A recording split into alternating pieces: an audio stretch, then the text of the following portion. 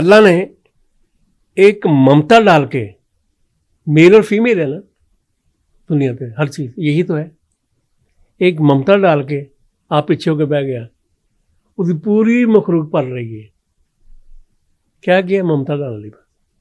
बिल्कुल ठीक कह रहे हैं, माँ का प्यार वो डाल। कहते हैं जब तस्लीम कर लिया, तहकीक नहीं कर रही, बस बेहतर ही जिन्हें फिर तुम पागल हो जाओगे, लब दे या फिर काफर हो जाओगे। बेहतर ही कि सरेंडर हो जाओ। इस्लाम मैं है आपको भी देख रहा हूँ, मैं आपको सुन रहा हूँ, आप बैठ, ये नाखून है, इसके पीछे कौन सी मशीन लगी हुई है? ये प्लास्टिक का अगर नाखून बनाना हो ना, प्लास्टिक का, तो इस बड़े कमरे में एक फैक्ट्री लगाना पड़ेगी। तो ये आ रहा है, नींद आती है, जागते हैं, अल्लाह ताला कहता है मैं तुम्हारा वो चौकीदार हूँ जो ऊँगता भी नहीं, अपने सारे मामलात मेरे हवाले कर दो।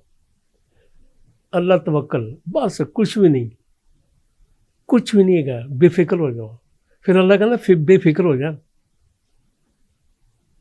बेफिक्र हो गए।